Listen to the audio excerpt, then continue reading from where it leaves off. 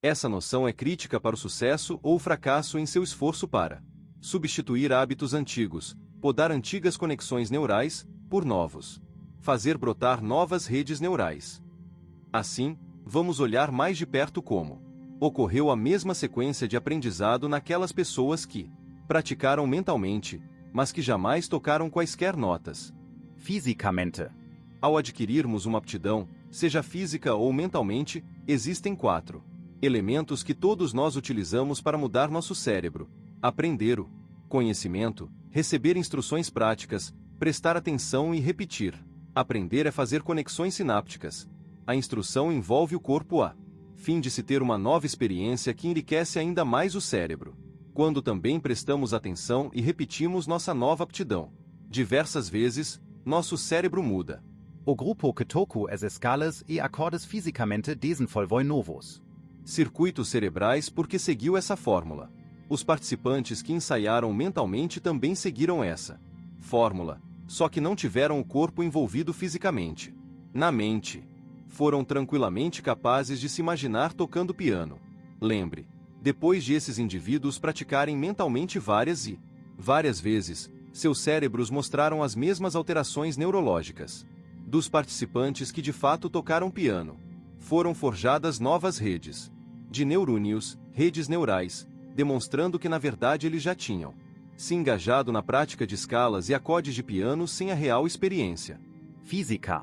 Poderíamos dizer que seus cérebros existiram no futuro, à frente do evento físico de tocar piano, devido ao nosso lobo frontal aumentado e nossa aptidão singular para tornar os pensamentos mais reais do que qualquer coisa. O prosencéfalo pode naturalmente reduzir o volume do ambiente externo para que nada mais seja processado a não ser um único pensamento focado. Esse tipo de processamento interno nos permite ficar tão envolvidos em nossas imagens mentais que o cérebro modifica suas conexões sem ter experimentado o evento real. Quando conseguimos mudar nossa mente, independentemente do ambiente, e a seguir adotar firmemente um ideal, com concentração sustentada, o cérebro fica à frente do ambiente. Isso é ensaio mental, uma ferramenta importante para quebrarmos o hábito de sermos nós mesmos. Se pensamos repetidamente em alguma coisa e excluímos todo o resto, chegamos ao ponto em que o pensamento se torna a experiência. Quando isso ocorre, o hardware neural é reconectado para refletir o pensamento como a experiência. Esse é o momento em que nosso pensamento muda nosso cérebro e, com isso, nossa mente. Entender que a alteração neurológica pode ocorrer na ausência de interações físicas com o ambiente é crucial para o êxito em quebrarmos o hábito de sermos nós mesmos. Considere as implicações mais amplas do experimento com o exercício dos dedos. Se aplicamos o mesmo processo, ensaio mental, em qualquer coisa que queremos fazer, podemos mudar nosso cérebro, colocando-o à frente de qualquer experiência concreta. Se conseguir influenciar seu cérebro para que mude antes de você experimentar um evento futuro desejado, você criará os circuitos neurais apropriados que lhe permitirão comportar-se em linha com a intenção, antes de ela tornar-se realidade em sua vida. Mediante o ensaio mental. Repetido de uma maneira melhor de pensar, agir ou ser, você instalará o hardware neural necessário para prepará-lo fisiologicamente para o novo evento. De fato, você fará mais que isso. O hardware do cérebro, conforme a analogia que uso neste livro, refere-se às estruturas físicas e anatomia do conjunto até os neurônios. Se você mantém-se instalando, reforçando e aprimorando seu hardware neurológico, o resultado final dessa repetição é uma rede neural, na realidade, um novo programa de software. Exemplo do software de computador: esse programa, por exemplo, um comportamento, atitude ou estado emocional, roda automaticamente. Assim, você cultiva o cérebro para ficar pronto para nova experiência. E, francamente, tem a mente a postos, de modo a poder enfrentar o desafio. Quando muda sua mente, seu cérebro muda. Quando muda seu cérebro, sua mente muda. Então, quando chegar a hora de demonstrar uma visão contrária às condições ambientais existentes, é bem possível que você já esteja preparado para pensar e agir com uma convicção firme e inabalável. Fato: quanto mais você formula uma imagem de seu comportamento em um evento futuro, mais fácil fica implementar um novo jeito de ser. Sendo assim, você consegue acreditar em um futuro que ainda não vê, ou vivência com seus sentidos, mas que visualizou tanto em sua mente que seu cérebro de fato mudou, parecendo que a experiência já aconteceu antes. Du evento fisico no ambiente externo? Se você consegue, então seu cérebro não é mais um registro do passado, mas se tornou um mapa do futuro. Agora que você sabe que pode mudar seu cérebro pensando de forma diferente, é possível mudar seu corpo para também parecer que ele teve uma experiência antes das circunstâncias reais pretendidas. Sua mente. Capítulo 3. Superando seu corpo. Ninguém pensa em um vácuo. Cada vez que você tem um pensamento, há uma reação bioquímica no cérebro. Você produz uma substância química. E, como você aprenderá, o cérebro então libera sinais químicos específicos para o corpo, onde eles atuam como mensageiros do pensamento. Quando O corpo recebe mensagens químicas do cérebro, ele obedece instantaneamente, iniciando uma série de reações correspondentes, alinhadas diretamente com o que o cérebro está pensando. O corpo envia imediatamente uma mensagem para o cérebro, confirmando que agora ele está se sentindo exatamente igual ao que o cérebro está pensando.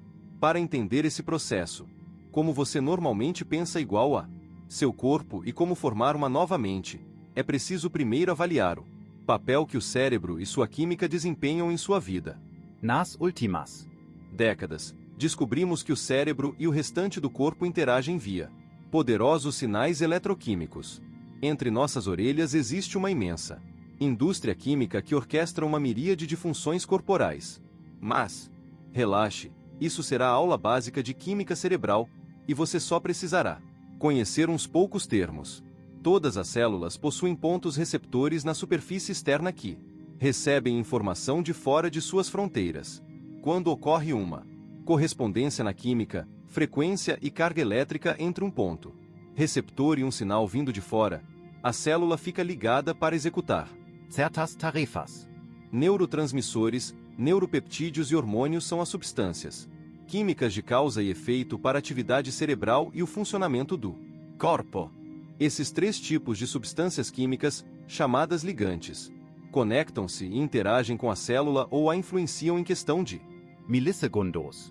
neurotransmissores são mensageiros químicos que basicamente enviam sinais entre células nervosas, permitindo a comunicação entre o cérebro e o sistema nervoso.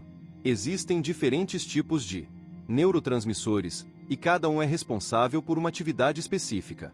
Alguns estimulam o cérebro, outros o deprimem, enquanto outros nos deixam sonolentos ou despertos.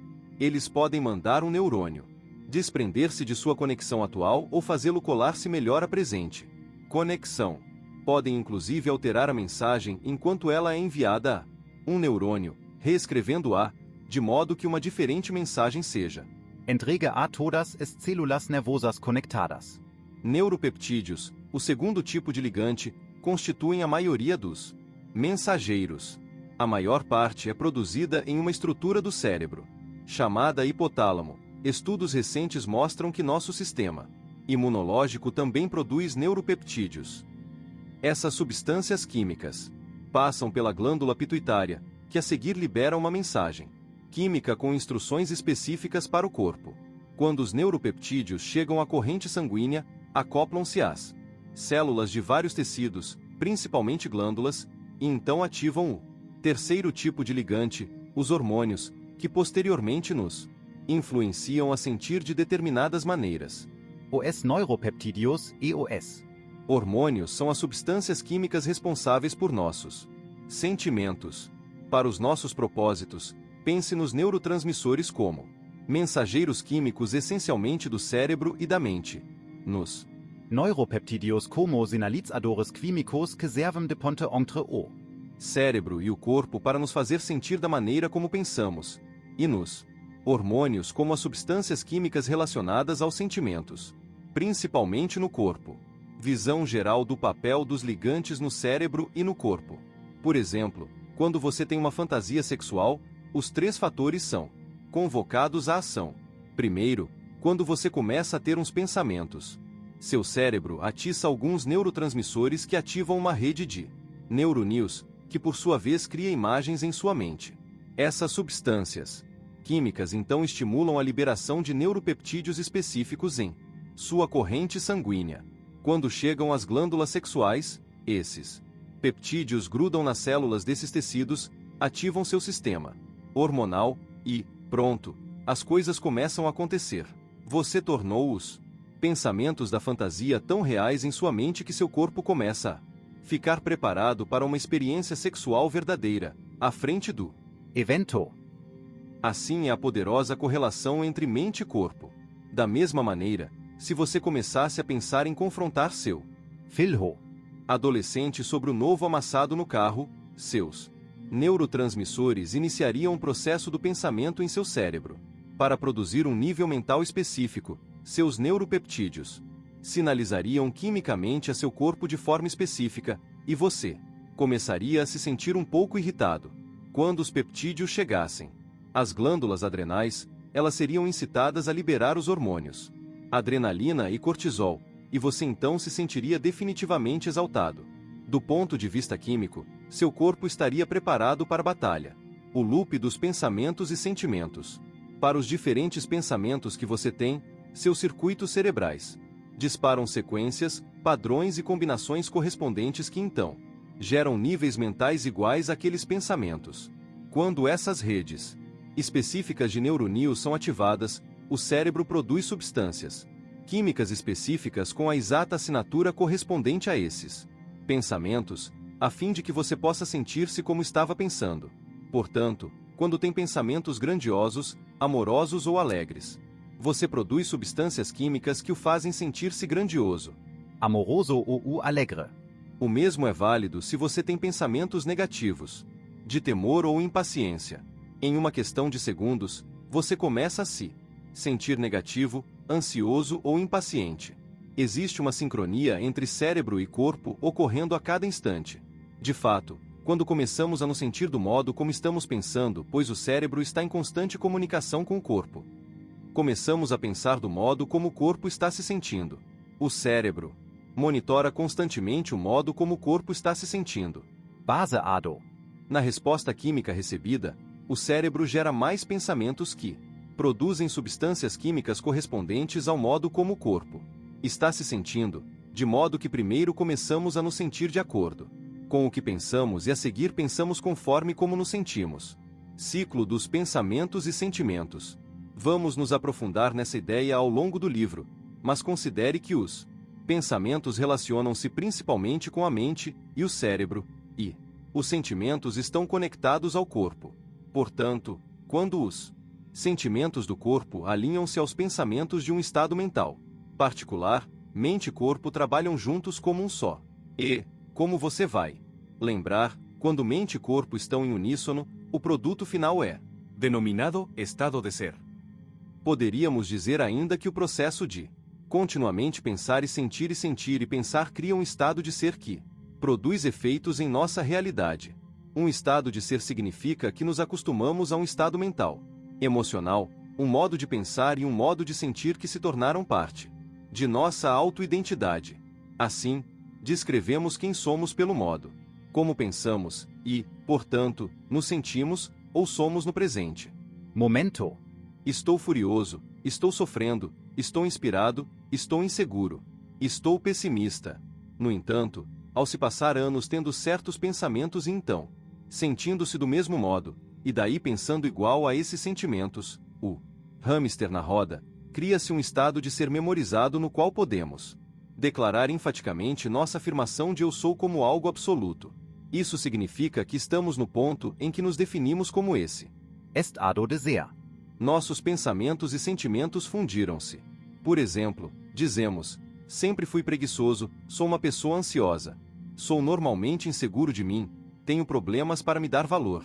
Tenho pavio curto e sou impaciente, realmente não sou lá muito inteligente. Etc. E esses sentimentos particulares memorizados contribuem para todos os nossos traços de personalidade. Aviso: quando sentimentos tornam-se maneiras de pensar, ou se não conseguimos pensar maior do que nos sentimos, jamais podemos mudar. Mudar é pensar maior do que a forma como nos sentimos. Mudar é agir de forma maior do que os sentimentos do eu memorizado. Isso é ser maior do que o corpo. Como exemplo prático, digamos que você está dirigindo para o trabalho de manhã e começa a pensar no encontro acalorado que teve uns dias atrás com um colega de trabalho. Ao ter pensamentos associados àquela pessoa e à experiência específica, seu cérebro começa a liberar substâncias químicas que circulam por seu corpo. Muito rapidamente, você começa a se sentir exatamente da forma como está pensando. Provavelmente você fica furioso,